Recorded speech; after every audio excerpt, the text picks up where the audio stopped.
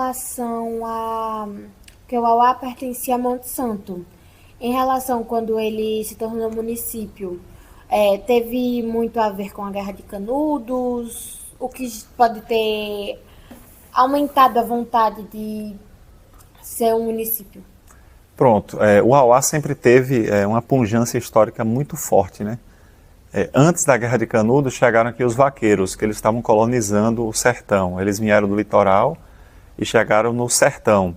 Vieram pelo Itapicuru, pela Serra do Orobó, etc. Chegaram em Monte Santo e a estratégia era colocar gado no sertão.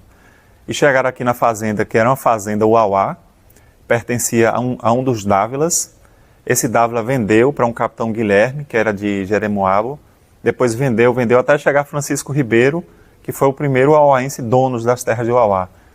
E aí ele era a criação de gado. Essa primeira casa que foi feita, que está lá de pé até hoje, tem uma arquitetura do final do século XVIII para o início do século XIX, muito rica em detalhes, adornada, era de quem tinha dinheiro, entendeu?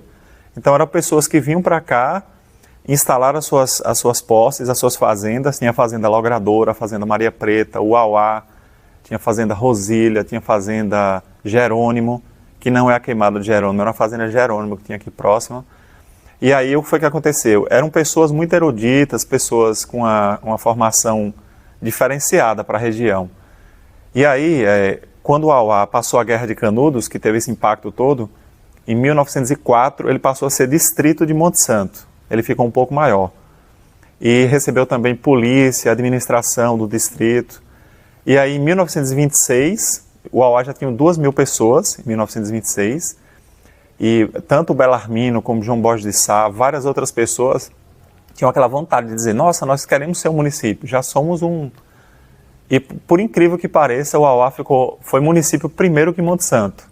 Ele saiu de Monte Santo como vila, Monte Santo também era vila, e se tornou município primeiro que Monte Santo.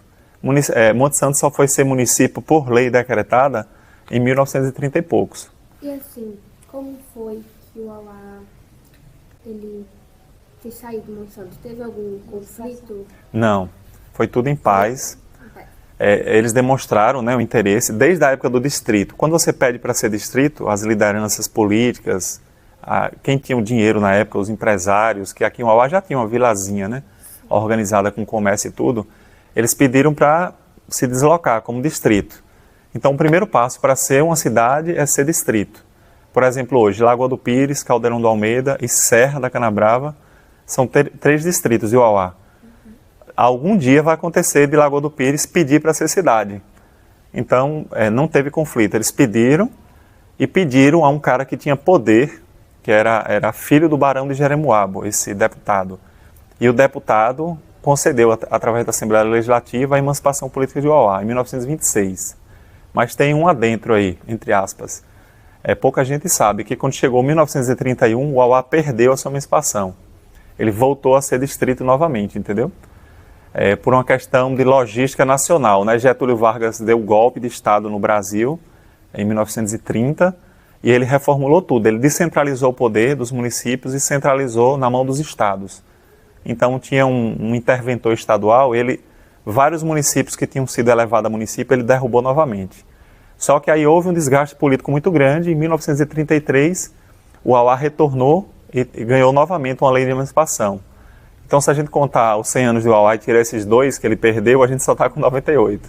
Mas vamos deixar na conta.